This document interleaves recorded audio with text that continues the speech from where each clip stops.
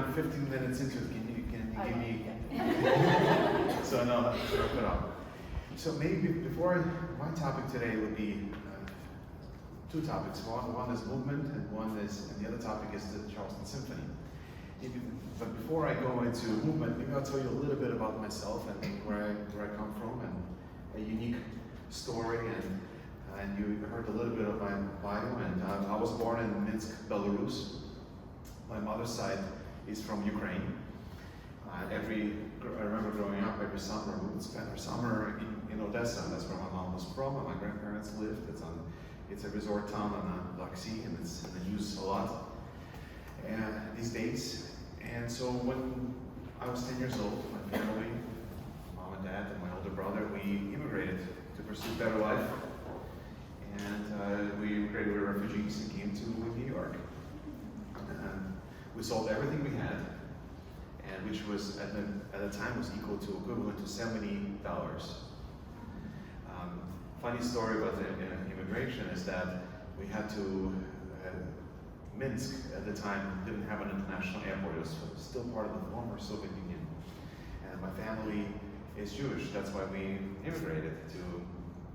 Growing up, I experienced a lot of anti-Semitism, and so did my family. And so that's how we pursued for a better life. But we rented a whole bus, chartered a whole bus just for our family, just because during that time in the early 90s, there were so many Russian Jewish immigrants. And you can pick them out. The people that have many bags are the ones leaving the country. So that's very dangerous. Thieves would know they probably have some money or some jewelry. And so we rented a whole bus and both went from my hometown to Moscow, to the airport. And then from Moscow, we immigrated via Paris. And just really memorable as a kid. I still remember vividly. I remember tough times, and coming to America, I was very malnutritioned and skinny. And I went to see a doctor because I had Belarus is close to Chernobyl. I don't know if you've seen, there is a great documentary on HBO about Chernobyl, and we were affected because it was very close, and my thyroid was affected by it. But only after a month living in the States, it all went away, and I felt better, and I gained a lot of weight. And so I did have a grandfather who lived here 25 years prior to us immigrating, who helped us, and several organizations have helped us. My parents are my true heroes, especially my mom, who was an educator. And during the whole process of immigration, I only missed 2 weeks of school. So you're going back to school, mister. And so I went to New York City public school systems, and I remember it was 5th grade, and then it was elementary school. And to learn quickly what's a graduation. It was 6 months later I graduated. And it's a completely different school systems, of course. And mom went back to school, and in 4 years she got 3 degrees, and she was a fighter in her family. And she got associates and bachelor's and master's at Adelphi University, which is a school on Long Island where you can get degrees pretty fast. And her degrees, she was a school teacher in Russia, and her degrees were not valid in America, so she had to start over. Somebody in their 40s to start from the very beginning and to provide for family. But she's a true inspiration to me. I remember there was a moment when I was in ESL, English as a Second Language class, and there was a moment when there was so many Russian immigrants at the time in Brooklyn, New York, and so the school district decided to change the program. And instead of immersion, where we had English as a second language, we learned math, and we learned social studies and history and all that, right? It was through English. They changed it and made it a bilingual class, put all the Russian kids together into one class and teach English through Russian. So despite also the great teachers who were there, who my mom knew, were displaced of their jobs. So what she did was, she found phone numbers for every parent and called them and convinced every parent that that's not the great way of learning. The great way of learning, the best way of learning is instant immersion, immerse yourself in the language, rather than learning English through Russian. Within 2 days, the program was demolished, and every parent, there are 30 kids, and every parent was convinced, and the teachers kept their jobs. And my mom, at the end, when she got her degrees, got a position in New York City Board of Education, and at special ed department and teaching kids with disabilities. Unfortunately, we had a tragedy in the family, and she had a heart condition, and 2 weeks after she got the job, she passed away. And it was a medical mistake, so we're back to square one. And I was growing up as a teenager, I looked older, and somebody said, well, you need money, why don't you go and play at this college? There's a freelance orchestra that's being put together.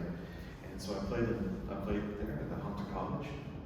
And then next thing I know, I'm freelancing all over New York City, and doing pretty well, actually. But my mentor said, you're into deep, and you need to go practice. And this is where I became very interested in conducting.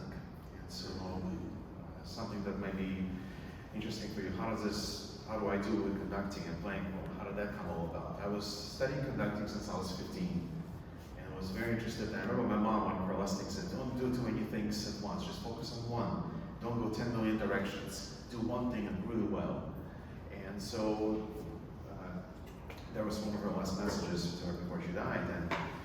But I really loved conducting, and I had some great opportunities. And I remember I started an orchestra at my high school, and it became a community orchestra. I made a video, sent it to HBO, and HBO was doing a big celebration of anniversary of Russian Jewish immigration. And so they hired me and my orchestra to play in Battery Park, New York.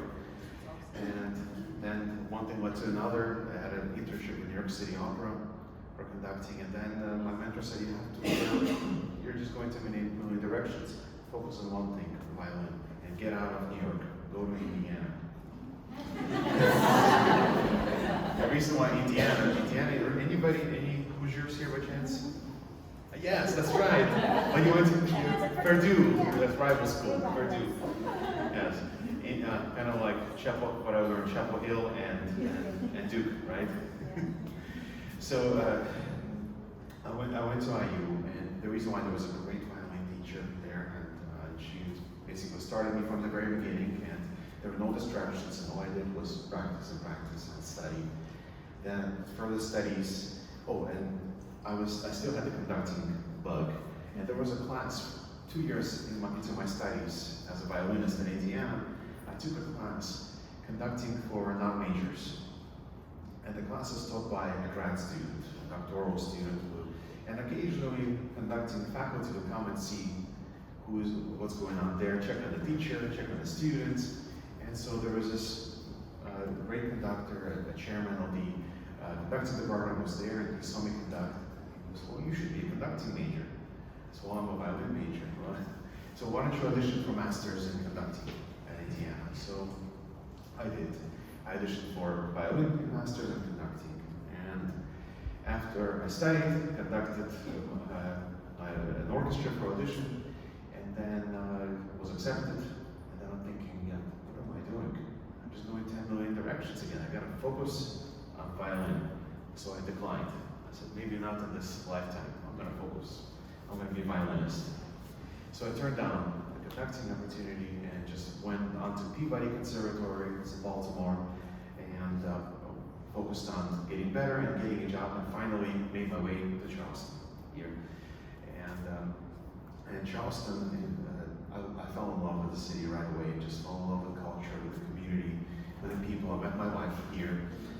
And in 2010, orchestra, unfortunately, shut down.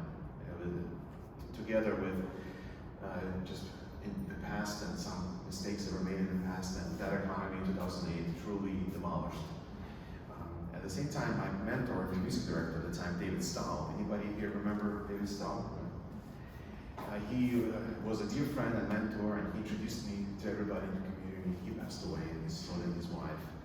And then miraculously, the orchestra comes back in 2010 as a brand new model. And there was no leadership, there was only ticketing person there. She's a senior branch, selling tickets for the symphony. Nothing. The orchestra was closed for almost a year. Fortunately, it didn't go bankrupt, but I was tasked at that time in 2010 to help put it back together. So together with board, there was new staff hired. It was very difficult at first because people didn't want to. How is our orchestra funded? Ticket sales and donations. In Europe, governments fund the orchestra pretty much fully, but here, so we have to prove that the Charleston Symphony is going to succeed. And I followed my instinct. I had great help from friends. And during the 4 years when I was interim artistic director, we turned the symphony around. We doubled our audience. We started selling other concerts, and the symphony found its relevance in the community. So fast forward, there was a moment where we had a music director, and his contract ended, and here we are coming out of a pandemic. The board asked me again to be artistic director, this time not acting. And so now symphony is so relevant in the community, and we're so proud of where we are. And I want to reintroduce Killa Mosaic, our principal oboe, and we also have here Sims Oliphant, she's our development director. And the orchestra is now just prospering. We're so happy and proud. We have a performance this weekend at the Billiard. We do Giselle, it's our collaboration. Some of you are going. It's a wonderful ballet with American Ballet Theater.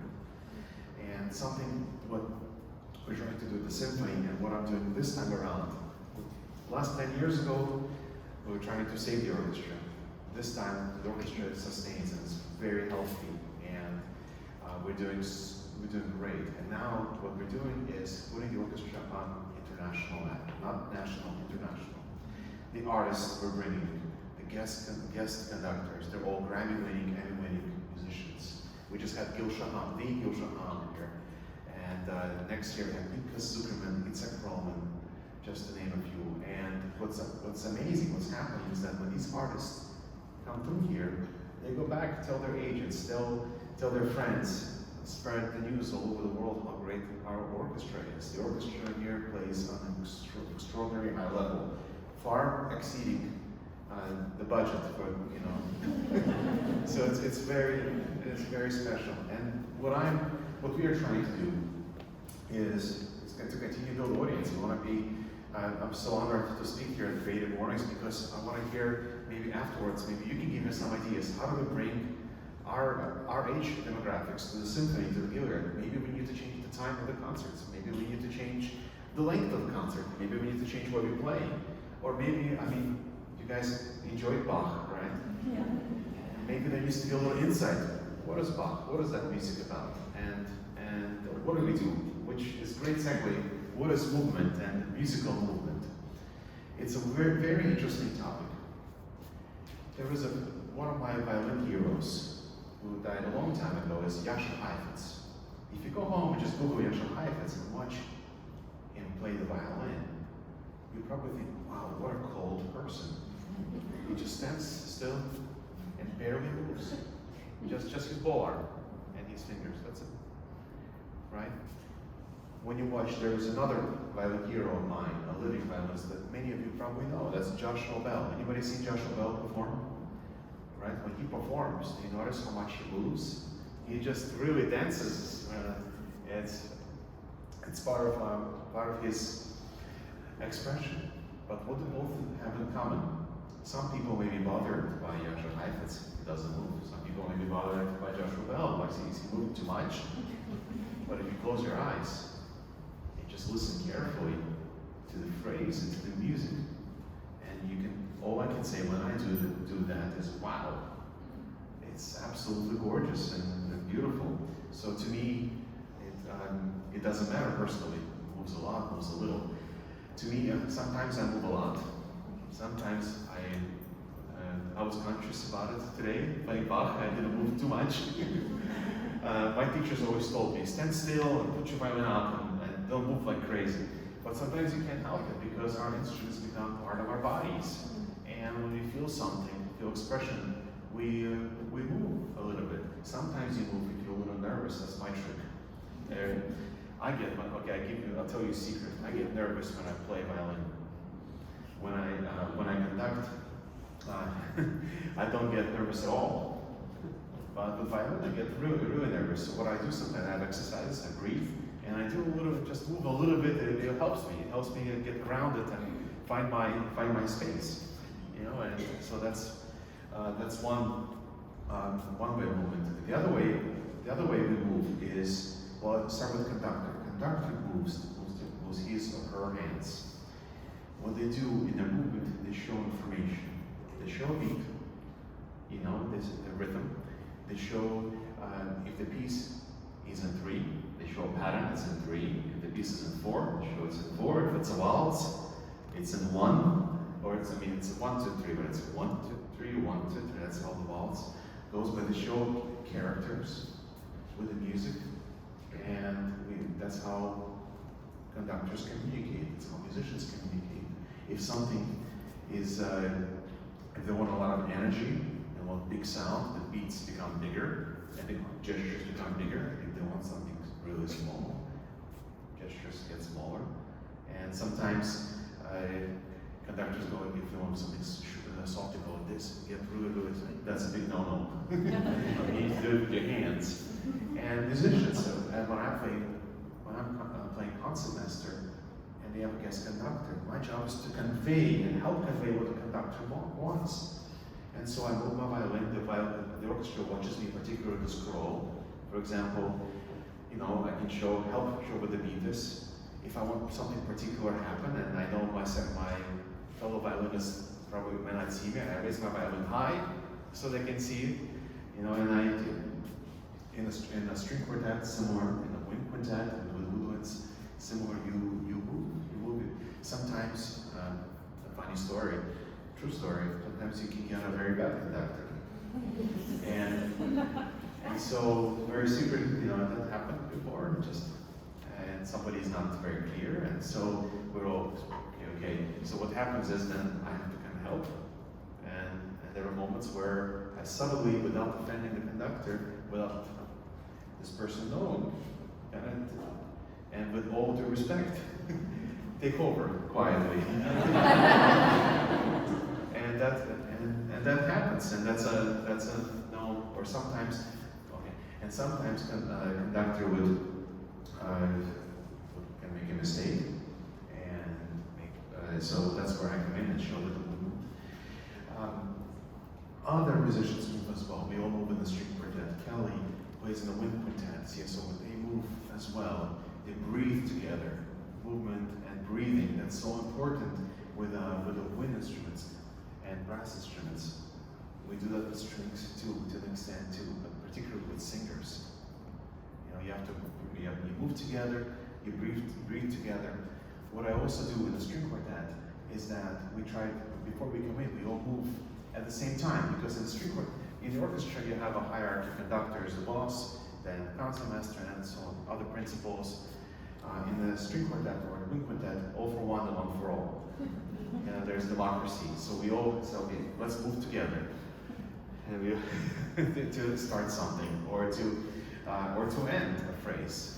You have to sometimes with my bow, I would just show with my bow. That's the end, and so that's how it is important. One orchestra that I really admire is the Berlin Philharmonic. And what's amazing, they have an incredible database. It's called Digital Concert Hall, and they have every concert is video recorded. By the way, Charles Symphony started doing that too. So eventually we're going to have a great library, and we're going to open it up. We started during the pandemic. But what's amazing to see is that even somebody who's sitting in the back of second violins, in the back of cellos, is moving. Everyone is into the music, and that's so inspiring that everyone contributes. Another topic of movement, we have a musical term called movement. Anybody, I know there are fellow musicians here who know, not to call out, but Austin Fitzhenry is a good friend and a musical family. And when I came to Charleston, I told two of his sisters, and one of them now plays with Pittsburgh Symphony. And Austin has a group right? What is it called? You have a musical group? Coastal Chamber. Coastal Chamber, yes. And so we have a musical term here. It's called movement. What is movement? Movement is a part of a larger. It's part of a symphony or concerto. So every symphony concerto contains movement. Concerto usually has 3 movements: fast, slow, fast. Symphony usually has 4 movements. And movements, they're basically parts of a symphony. The outer movements are usually very fast and energetic. You know, they can be in the minor mode, they can be in the major mode, right? The first movement of Mozart's 40th Symphony, everyone knows, is ba-da-dum, ba-da-bum, ba-da-bum, ba-da-bum, ba-da-bum, ba-da-bum, right? First movement of Beethoven's 5th Symphony is, right? Okay. So, and then there are middle movements, and the middle movements, and composers put it all together to convey, each symphony has a story. Some composers deliberately make a story, like Mahler, last week's masterworks. Mahler had a whole story that he put together into the symphony. And some composers, like Mozart and Beethoven, have a story, but it's not really, it's very personal. It's not told or written down. It's not on purpose, but there is a story.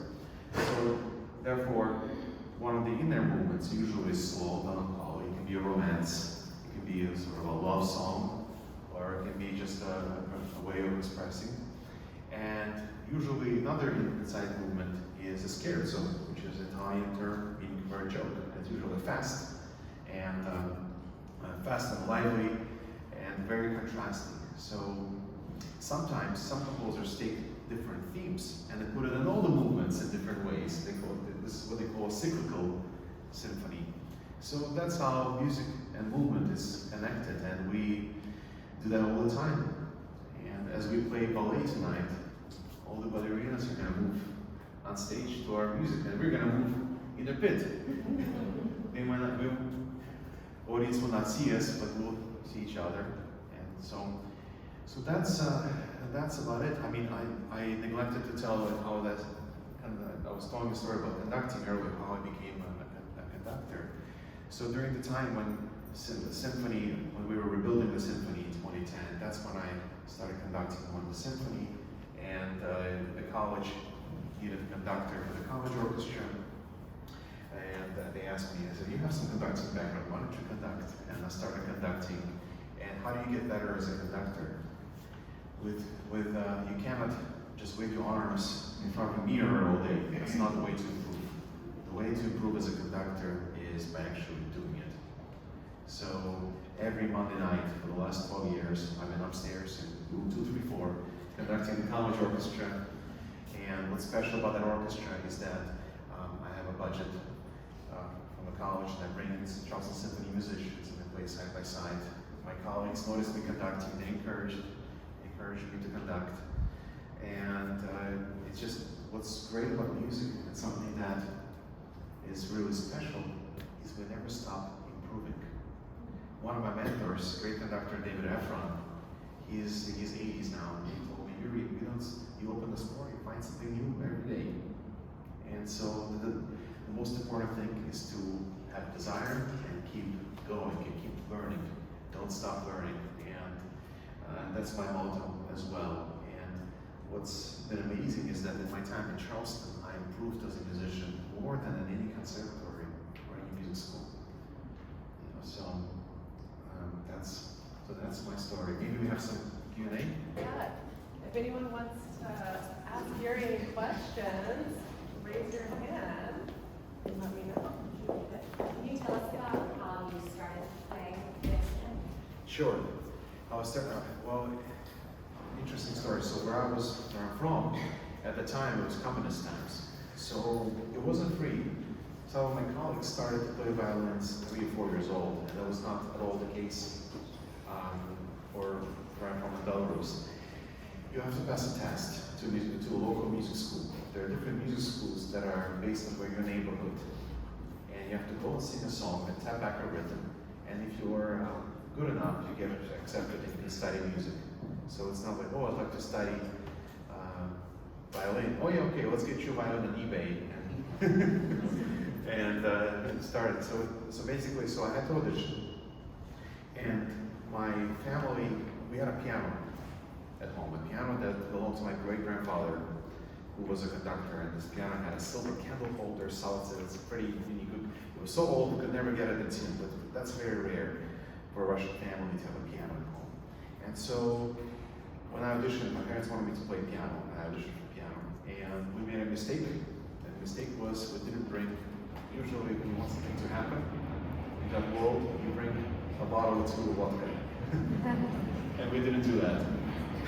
So the proctor came out and said, would you like your son, to my dad, would you like your son to study the violin instead? And my dad said, no, he wants to play piano.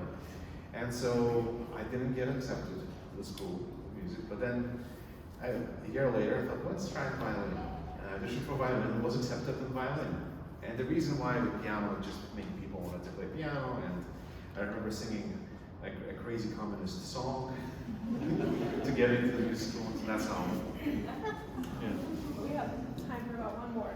Do you have an artist or genre totally different from classical music that we'd be surprised that you like? Good question. Okay, it's a great question. What that means? I remember going to high school in Brooklyn. I really got into, okay, my friends are gonna laugh at me. I got into some techno, and I love all kinds of music. And recently, one of my favorite songs is now 1,000 Years, and I play it all the time. And then my kids go, "Papa, not again! 1,000 years!"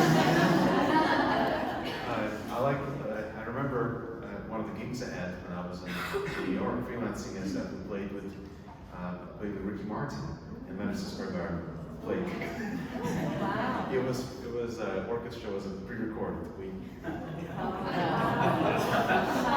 counts. That still counts. But I love local songs, so I love all kinds of music. I really enjoy everything. But so I love jazz as well, and now with Pop's conductor, you have to be open to all that, and so. Thank you so much, Yuriy. Thank you.